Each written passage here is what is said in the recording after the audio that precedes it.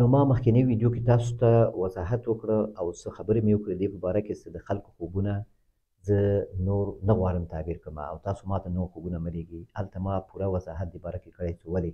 نو هغه ویډیو اول وګورئ که تاسو هغه ویډیو نه یې کتلې ډېره مخکې چې کوم ویډیو ده. نو اوس راځم اول خوب ته. وایي د زیتونو ونې سره ولاړم او د زیتونو یو سر وی د څانګې او د شاخونه یې ښکته شوی په اوبو کې او راجګېږي، د اوبو نه هم دا سر راجګېږي او په ما باندې وایي سوری کوي، شنه پاڼې کوي لري، شنه پاڼې لري دا زیتونو ونه او په ما باندې سوری کوي. دا څومره زبردست خوب دی. د پاڼو په وجه باندې تا باندې سوری شوی د زیتونو د پاڼو په وجه باندې. نو دا پاڼې انسان ته چې یو خیر کله په خوب کې ته وګورې چې پاڼې نه ته یو ښه استفاده کوي، نو دا اشاره د دې ته چې دوه کارونه مخکې شوي دي هغه دوه پیغمبرانو سره، هغه د دې پاڼو په وجه باندې شوي، د پاڼو د ونو د پاڼو په وجه باندې. یو آدم علیه السلام چې کله ګناه ترې وشو او هغه اشتباه یې وکړه او په جنت کې بیا اکالي ټول ترې وغورځېده او آدم علیه السلام بیا او بیبي حوا دوی دواړه بیا د جنت کې چې کوم ونه و همغه د پاڼو نه راواخیستې او خپل عورت یې پټول. د دې پاڼې نه په دې شکل ګټه اخیستل شوې ده. او بیا د یونس علیه السلام هغه امتحان چې پرې راغی چې دی د مایع خېټې ته ورغی او هغه نه بیا څه کله ووت د مایع د خېټې نه، هلته هم چې کله د مایع د خېټې نه دی ووت د سمندر په غاړه، نو الله تعالی هلته هغه د کدو بوټی شنه کړم هلته او هغه پاڼې ښه غټې غټې پاڼې دي او هغه سوري پرې وکړل. نو دغه دوه ځایونو کې دا کار شوی دی. دا دواړو کې یو شی چې مشترک ده هغه امتحان ده، د الله تعالی امتحان، او په دواړو کې بل شی مشترک ده چې هغه اشتباه ده. د آدم علیه السلام چې کوم اشتباه کړی و جنت نه دنیا ته بیا ولېږل، او د یونس علیه السلام چې کوم اشتباه کړی و د خپل قوم په رابطه باندې، دواړه پیغمبران دي او موږ د جرأت هم نه لرو چې ووایو چې دوی اشتباه کړی، خو په قرآن کریم کې الله تعالی د دوی یادونه کړې په همداسې شکل کړی چې دوی همداسې لکه د خپل د هغه اجتهاد مطابق باندې یو تصمیم ونیول او هغه تصمیمونه یې بیا دوی د دې سبب شو چې دوی په امتحان کې وغورځېږي. نو د یونس علیه السلام امتحان څه و؟ هغه په د مایع خېټې ته تلل و او هغه نه بعد بیا د پاڼې په ده باندې سوری کړی، او د آدم علیه السلام اشتباه هم و هغه نه وروسته بیا دا پاڼې ده ته سطح عورت ورته پټ کړی ده. نو همدغه نه تعبیر موږ اخلو. په تعبیر کې همدغه قاعده ده، کله یو خوب تعبیروو نو هغه کې ګورو چې هغه کې کوم رمزونه دي، څه شیان دي په خوب کې، او هغه قرآن کریم او احادیثو سره په کوم ځای کې مشابهت لري، په کوم روایت کې، په کوم آیت کې، په کوم حدیث کې دې ته اشاره شوی ده. نو په همدغه باندې تعبیروو. لکه ستا نه یو اشتباه شوی، دا ستا دا خوب کتلی د زیتونو ونې چې په تا په سر باندې ولاړ یو سوری در باندې کوي، تا نه یو اشتباه شوی، یو ګناه درنه شوی، یو اشتباه شوی. انسان خو د ګناه او اشتباه نه خالي نه ده، موږ هم کوو اشتباهات هم کوي، نور هم کوي. نو بیا دې کې ستا خوبي دا ده چې بیا بېرته ته متوجه شوی او توبه دې ویستلې ده او توبه وباسې او الله تعالی ته متوجه شوی یې او الله تعالی بیا تا ته معافي کړی ده.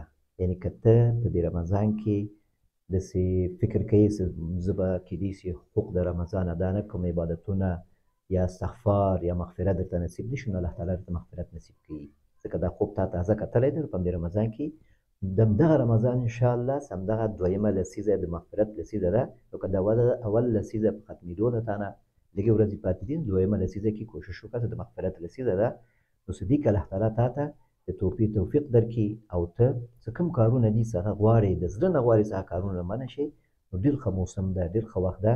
الله تعالی انشاءالله توبه دې قبلوي او مشکل دې حل کېږي. امتحان کې وي، که امتحانونو کې امتحان درته اسانېږي او که سختیانو کې سختیانې درته رفع کېږي. د آدم علیه السلام قصه کې هغه واقعه کې خو هغه امتحان شروع شو همدې نه وروسته، او د یونس علیه السلام د پاڼې سوری پرې وکړه، دې نه امتحان ختم شو. معنا ده سوری کړی ده د پاڼې، امتحان هم انشاءالله په ختمېدو ده، په شروع کېدو نه ده. امتحانونه و د ژوند، که مالي مشکلات وي، که د کاروبار مشکلات وي، که نور دینداري کې یا نور وسواس وي، څه مسایل وي، نو انشاءالله هغه ټول په ختمېدو دي او الله تعالی انشاءالله هغه مشکلات دې درته حل کوي. نو دا دا ستا د خوب تعبیر الله دې وکړي چې ته پوه شوی یې، اطمینان دې حاصل شوي. که دا خوب کله ته واورېده او مطمئن شوې، نو دلته یو کمنټ کې ماته اطمینان راکړه، نور ته هم اطمینان شي او ماته هم د تشویق باعث شي. والله والله تعالی اعلم. دویم خوب ده، دا خوب هم حساس خوب ده، خطرناک خوب ده، کورنۍ لانجې ښیي او دا ښیي چې دا کورنۍ لانجې څنګه شروع کیږي، دا کورنۍ لانجې د کوم ځای نه شروع کیږي او څنګه دا غټیږي او په دې کې بیا ډېر څوک ځوریږي، دا ټول په دې خوب کې اوس ویل کیږي. وایي اوښې سره مې کوټه کې یو مار وي وای خړ مار وچ شوي وي، یعنې خټې مې نور وچ شوي وي او په ځان کې قوت شی نه وي. وایي دا دیګی زه راخلمه دیګي کې اچومه، دا مار راخلم دیګي کې اچومه او اوبه پرې واچومه، دا مار بېرته را ژوندی شي، تازه شي.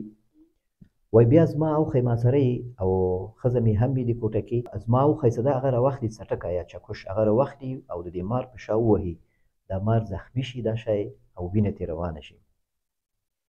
او بیا وایي دا مار خو ژوندی شوی ده اوس، وایي دا یو سوري کې ننوځي موږ نه، سوري کې ننوځي او زما ښځه وایي دلته ناستې، هغه سر په سر لاس ایښی وي او ناستې سوچونه کوي او اوښې ته مې وایم دا مار دې زخمي کړ خو مړ دې نه کړ. اوس وګورئ په دې خوب کې دا مشکل تا شروع کړی ده، تا دا مار تا را ژوندی کړی، په دې سبب یې ته شوې او بیا وروسته ګیلې م ته کوې د اوښې نه دي. نو دې نه اوس څه معلومیږي؟ دې نه دا معلومیږي چې دا ستاسو کوم کورنۍ مشکلات دي، که هغه د ښځې په سبب وي، که د انګور او د خواښې په سبب وي، یا که د اوښګانو یا د خسر یا ستا بیکاري یا نور مشکلات وي، نو دغه مشکلات یو وخت و، یو ګیله و یا مخکینی کوم ګیلې وي هغه شیان ته تازه کوي. دا مر نه مراد دغه مخکینی شیان چې هغه اوس ختم ده، وچوالي نه مراد هغه وایي وچ ده، معنا داسې هغه مشکل اوس نشته، اوس هغه مسله تېر شوی ده، ته هغه بیا تازه کوي، هغه مسله بیرته تازه کوي او ته اوبو نه مراد دا ده چې اوبه پکې اچوي، اوبه پرې اچوي. نو اوبه چې دي ژوند په اوبو باندې تعبیر شوی ده، ژوندي کول، ځکه الله تعالی وایي چې وجعلنا من الماء کل شیء حی.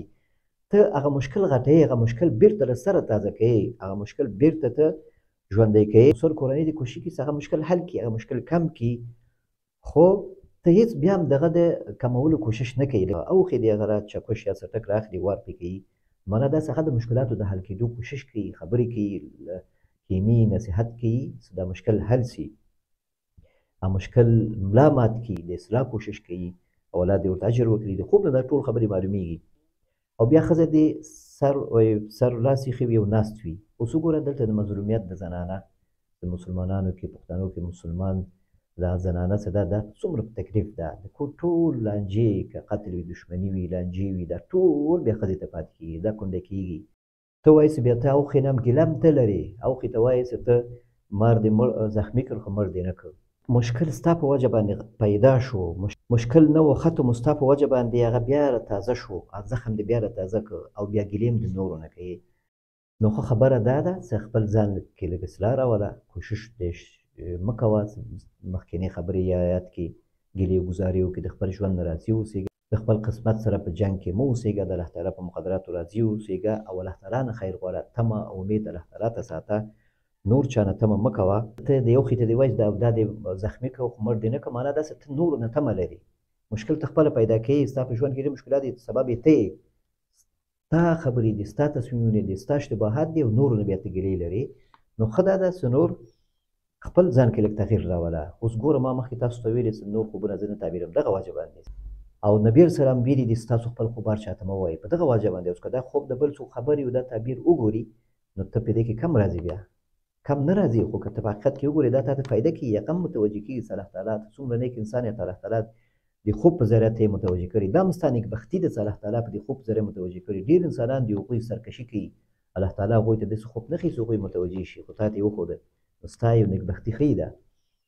نو کوشش وکړه چې دا کم تعبیر زما درته وکړه، که په دې قناعت نه راځي ووایه، وضاحت وغواړه، همدلته کمنټ کړي، که واتساپ یې وایي، او که قناعت دې راغی نو ماته بیا اطمینان راکړه، الله تعالی دې مشکلات حل کړه، الله تعالی دې د ژوند ټول مشکلات حل کړي، الله دې مشکلات درته نه غټوي، والله تعالی اعلم. دریم خوب ده، وایي ما خپل کفن په لاس کې نیولی دی او وایي اول په بدن کې مې وي، بیا وروسته په لاس کې مې وي، د قبر په غاړه کې ناست ومه، سوچ مې کاوه چې الله تعالی یو موقع درکړه، یعنې بیرته د مرګ ته تللی وي، مرګ نه بیرته را ژوندی شوې. نو دا سخت ژوند ښیي، ستا مشکلات ښیي، که قرضونه وي، که خلکو سره لانجې وي، معاملې وي، یا د کورنۍ مشکلات وي، یا سوچونه وي، فکرونه وي، زه نه پوهېږم، زه تا نه پېژنم، په هر صورت د کفن د خوب تعبیر شته په چینل کې، او مخکې د مخکینی ویډیو کې هم د ویډیو نه مخکې د اوله برخه کې دا دویمه برخه ده، په هغه کې ما د باره کې وضاحت کړی و. نو قرض باندې اکثر تعبیر کېږي چې ته قرض په ځان پرېږدي یا د خلکو نه پیسې اخلي او هماغسې مصرفوي او د ادا کولو فکر در سره نه ده، او د هغوی خلکو په مالونو باندې تجارت کوي، مزې کوي، او هغوی ته حساب کتاب نه ورکوي، نیټه ټاکي او په خپل وخت باندې هغه قرض نه ادا کوي. یا که داسې نه وي، که داسې نه وي نو بیا غلطه ارادو باندې تعبیر کېږي. ستا د ګناهونو اراده وي او هغه ګناهونو اراده باندې ته بیرته متوجه کېږي، مایوسي راځي در باندې ډېر، قبر غاړې ته خپل ځان لیدل دا مایوسي باندې تعبیر کېږي. ته کله کله مایوسه کېږي، ډېر نفسیاتي مشکلات لري، نو دغه حالتونو نه که غواړې ځان وباسې نو الله تعالی ته همدومره څه ویره لري، همدومره څه تشویشونه کې، همدومره الله ته امید هم ولره. الله تعالی ته هر کار اسان ده او الله تعالی سره ته هر شي خزانه ده، هر شي درکولی شي. که هر څه مشکل دې وي زه اوس نه پوهېږم، خو دا اوس یې موقع ده د رمضان، د توبه هم په دې کې قبلیږي، او که الله نه مال غواړې، کاروبار، ژوند، ښه ژوند، نور د واده مسلې، کاروبار وي، کورنۍ مشکلات وي، ټول الله ته مخکې کوه، الله نه خیر وغواړه او قرآن کریم ته لږ وخت ورکړه، تلاوت ته، ذکر، مونځ ته، نو انشاءالله مشکلات دې حل کېږي. الله تعالی مشکلات حل لره. وایي په خوب کې د ژامې د یو طرف غاښونه ماتېدل، د یو طرف غاښونه مې وایي په خوب کې ماتېږي، ماتېدل به دومره د ویرې دي، نو خوب خو دومره نه کېږي اصلا، خوب باید پوره ویلې شي. دا اوس ګوره ما ویډیو کې څومره خوبونه تا ته ویلې، څومره وضاحت پکې و، ته خپل خوب پوره باید ما ته ویلې وایي. خو بیا هم زه په دې کې شی نه وایم، دې باره کې ویډیوګانې شته د خوبونو د غاښونو تعبیر په خوب کې ماتېدل، غورځېدلې، او هلته وضاحت شته انشاءالله، چې هغه ویډیوګانې ته وګورې، هلته دا سوال دې حل کېږي. د غاښ ماتېدل په خوب کې دا اکثر کسان په مرګ تعبیري، په مرګ نه تعبیر کېږي. دا ماتېدل په خفګان باندې، دوستانو په خفګان باندې تعبیر کېږي. دا بلنۍ غاښونه چې دا په سړو باندې، لاندیني په ښځو باندې، ښي طرف ته د پلار په خپلوانو، چپ طرف ته د مور په خپلوانو، نو کوم ژامه چې ستا غاښونه یې مات شوي وي، هماغه خلک کېدای شي څه خبرې دې کړې وي، څه مشکل وي، هغه خلک خفه کېدل دي. نو کوشش وکړه چې څوک درنه خفه نه شي د رمضان کې. که خفه یي نور سره پخلا شه او د یو بل سره راشه درشه وکړئ د الله لپاره، ځکه اعمال نه قبلېږي د انسان. دښمني کول د مسلمان سره، انسان سره، او یو بل سره په ښه کولو، په ښه ګمان، په ښه نیت خیر رسولو ژوند وکړئ، نو الله تعالی هم که دا مشکل وي، مشکلات هم حل لره. دغه ویډیو وګوره، هلته بیا د خوبونو تعبیر په ویډیوګانو کې دوه پلیلیستونه دي، یو فارسي دي، یو پښتو. پښتو کې وګوره د غاښونو د خوب تعبیر شته، مخکیني هم شته، اوسني نوي هم شته، پخواني هم شته. نو دا و د نن ورځې دا خوبونه. نور خوبونه هم هلته پاتې دي، انشاءالله کوشش کوم هغه هم که وشو نو هغه به هم وشي، نشر به شي. نو تر آینده ویډیو پورې تاسو په الله سپارم. الله تعالی هم روژې په خپل دربار کې قبول او منظور وګرځوه. خو کمنټ درنه هېر نه شي، کمنټ خامخا کوئ، ماته اطمینان راکوئ، ویډیوګانې لایک کوئ، نورو سره شریکوئ. دې کې ماته اطمینان ده، دې کې ماته اعتماد ستاسو ښکاري، او په دې باندې زه تشویق کېږم نور هم وخت درکړم دې ویډیوګانو ته، زر زر خوبونه هم تعبیر کړم او خیر انشاءالله رسولو کې یو بل سره همکاري وکړي، دا ویډیوګانې او دا چینل یو بل سره شریک کړي ملګرو سره، د چا سوال حل کېږي، د چا خوب تعبیر کېږي، دې کې انشاءالله تاسو ته اجر ده. والسلام علیکم ورحمة الله وبرکاته.